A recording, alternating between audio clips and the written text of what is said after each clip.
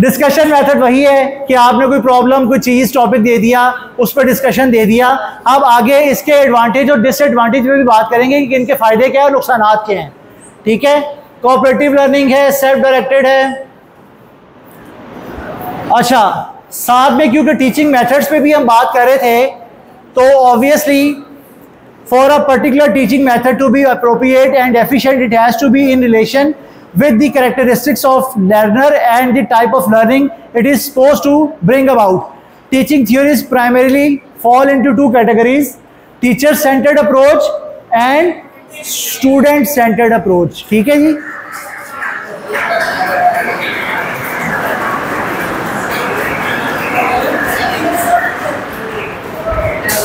कोई इवेंट चल रहा है, लेक्चर चल रहा है। टीचर सेंटर्ड अप्रोच में जी मेन अथॉरिटी फिगर जो है ना वो आप टीचर होते हैं। ये तो आपको समझ आ रही होगी कि टीचर सेंटर्ड अप्रोच में क्या है कि हर बच्चे ने टीचर की तरफ देखना है, सिंपल। ठीक है, student are viewed as empty vessels, खाली दिमाग, खाली सीटियां बैठे हुए हैं। ठीक है, whose primary role is to passive receive information.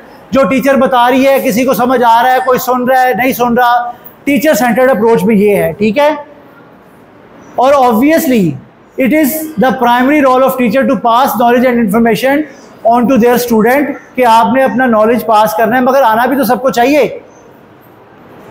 अच्छा, स्टूडेंट सेंटर अप्रोच क्या है जी? जी कौन पढ़ेगा? जी शाबाश।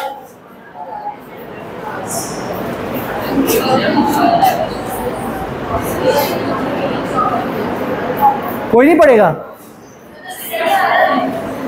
इतना तो बड़ा किया हुआ है इसको।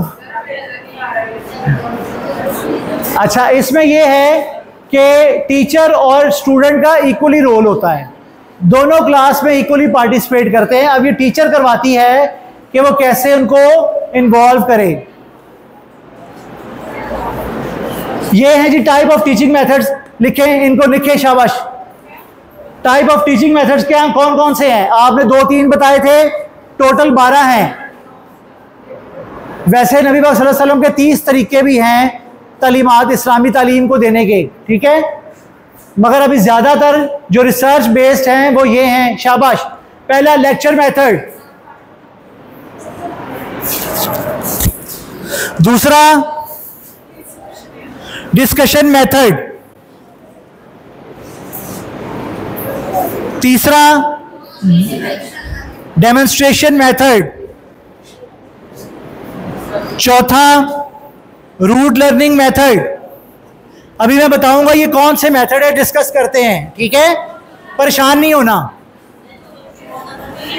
रूट लर्निंग मेथड अभी मैं बताता हूं बारी बारी इन मेथड्स का ना कि क्या है। ठीक है, क्लासरूम मैनेजमेंट के हवाले से इसके बाद कोई क्वेश्चन हो तो मुझसे कर लें। अब टीचिंग मेथड पे हम आ गए हैं, लिहाजा क्लासरूम मैनेजमेंट पे कोई सवाल अगर रहता है तो आपने ज़रूर करना है। ये लिख रहे हैं सारे जल्दी से। Root method, ROTE।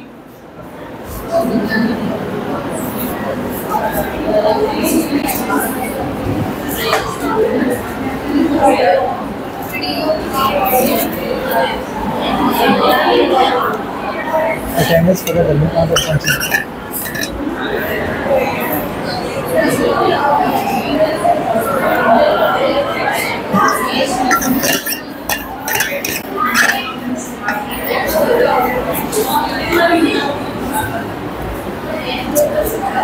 अटेंडेंस कहाँ तक पहुंची है जी? हाजिरी, हाजिरी कहाँ तक पहुंची है? सबने लगानी है और जल्दी लगानी है।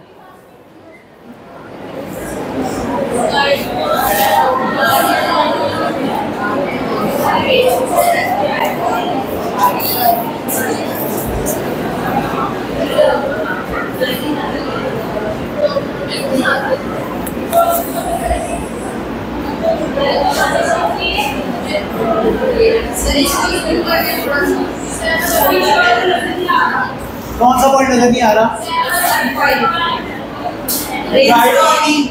Guided problem solving, diagnostic teaching, brainstorming, video tapes, role playing, grouping, tutoring, games and simulations.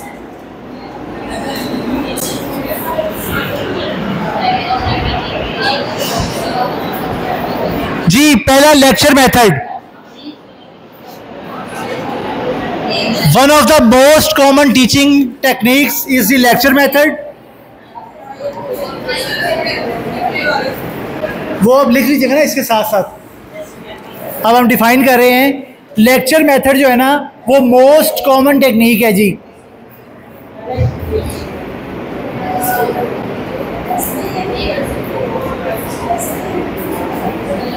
अच्छा ये इकोनॉमिकल भी है, ठीक है, transmitting knowledge, but it does not necessarily hold the student attention और permit active participation. However lectures can be effective if supported by text and other references, ठीक है। तो लेक्चर मेथड का ये प्रॉब्लम है। एडवांटेज क्या है और डिसएडवांटेज क्या है मैंने वो भी लिखे हैं, ठीक है। क्या है ये एडवांटेज, आप लोग पढ़ें, बताएं जरा, कोई कौन पढ़ेगा? शाबाश, कौन एक्सप्लेन करेंगे जी? आगे आ जाएं, शाबाश, वेरी गुड। इधर देखना जी, बड़ा इंपॉर्टेंट लेक्चर है जी। आपको पता चलेगा कि कौन से मेथड के फायदे क्या हैं, नुकसान क्या हैं, आप कौन सा मेथड यूज करें। Advantages: functional material is presented in a direct, logical manner, may provide experiences that inspire useful of large groups. Disadvantages: proficient oral skill are necessary. Audience is often passive. Learning is difficult to gauge. Communication is one way, not appropriate for children below grade 4. ठीक है, थोड़ा सा बड़ा मैं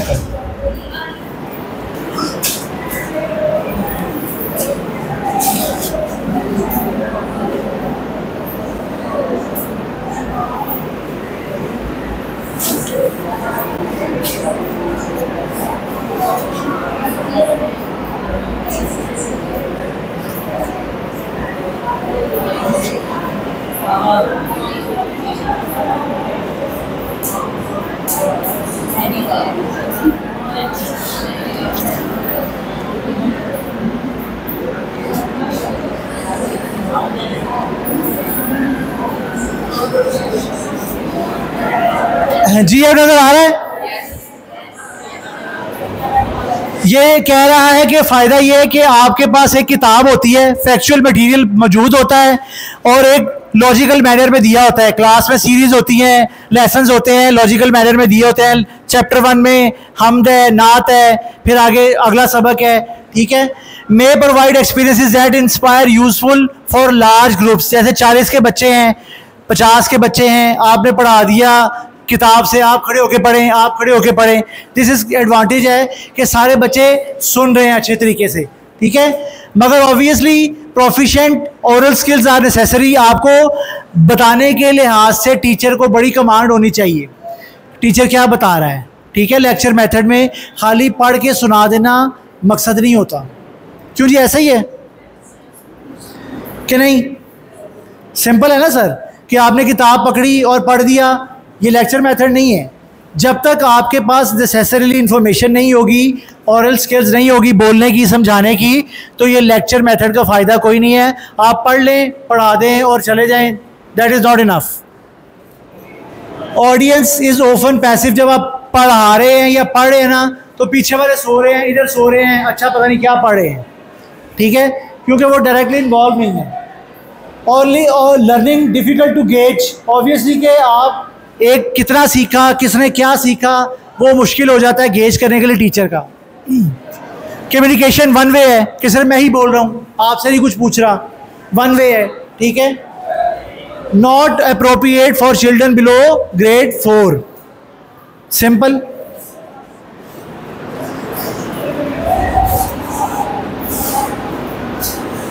अच्छा, discussion method है। Discussion method is favoured in secondary schools. Obviously secondary class के teacher भी हैं, ठीक है। Particularly in social sciences discussion not only helps teach material but it is also develop the thinking process. जब आप discuss करते हैं, कोई टॉपिक दे देते हैं, कोई मसला दे देते हैं और कहते हैं कि जी सारी क्लास है, इस पर डिस्कस करना है, पार्टिसिपेट करना है, तो सोचते भी हैं बच्चे, ठीक है।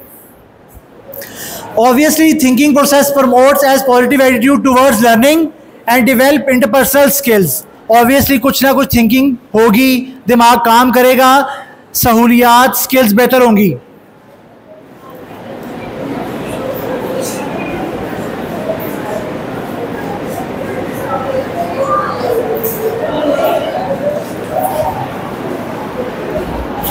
अच्छा जी, फायदे क्या हैं जी? Pools ideas and experiences from group, मुख्तलिफ तरह के आइडियाज, तजर्बात। मैडम काइंडली थोड़ा सा अगर हम ध्यान देंगे तो आपके फ़ायदे के लिए ही है। हमें ये है कि हमें फ़ायदा मिलेगा कि कौन सा कोई बच्चा नया आइडिया दे सकता है उस टॉपिक के हवाले से, ऐसा है कि नहीं है जी? ठीक है। अलाउज एवरीवन टू पार्टिसिपेट, हर एक को पार्टिसिपेट करने का अलाउ करता है। Does not require too much audio video support, obviously इतना वीडियो ऑडियो सपोर्ट की ज़रूरत नहीं है। और ये है कि not practical with more than 20 students, अगर आप 100 के साथ डिस्कशन करेंगे ना तो फिर कुछ भी समझ नहीं आएगा। क्यों जी? इसका सबसे बड़ा डिसएडवांटेज क्या है कि आपको एक स्मॉल नंबर ऑफ ग्रुप चाहिए। इससे बड़ा ग्रुप लेंगे तो क्या होगा, 100 बंदा बैठा है, हर बंदे का अपना आइडिया है, टाइम इतना नहीं है, हर बंदा बोलेगा, हर बच्चा बोलेगा। A few students can dominate, some students may not be participate. Obviously कुछ बहुत अच्छे तरीके से बताएंगे, डोमिनेट करेंगे, कोई इंग्लिश में बता रहा होगा, कोई उर्दू में बता रहा होगा, और कुछ सुनेंगे सिर्फ, बस ठीक है। ठीक है, टाइम कंज्यूमिंग है, obviously can get of the track, आप ट्रैक से भी हट सकते हैं, डिस्कशन और है, टॉपिक और है, किसी और डिस्कशन की तरफ चले गए।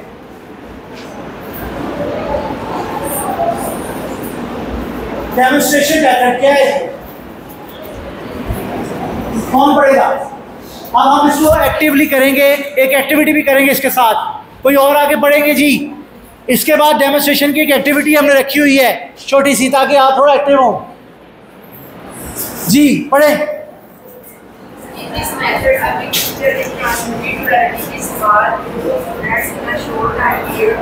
This method is particularly useful in teaching skills and is more teacher-centered rather student-centered. Ji, obviously in this method a big picture is transmitted to relatively small group of students in a short time period. Obviously this method particularly used in teaching skills and more teacher-centered rather student-centered. के demonstration teacher करके दिखाती हैं, Apple, B, ball जैसे आप करते हैं छोटी क्लासों के, डेमोन्स्ट्रेट कर रहे होते हैं ना साथ साथ। क्यों जी? कौन है नर्सरी प्ले ग्रुप के बच्चे हवाले से जो टीच कराते हैं? और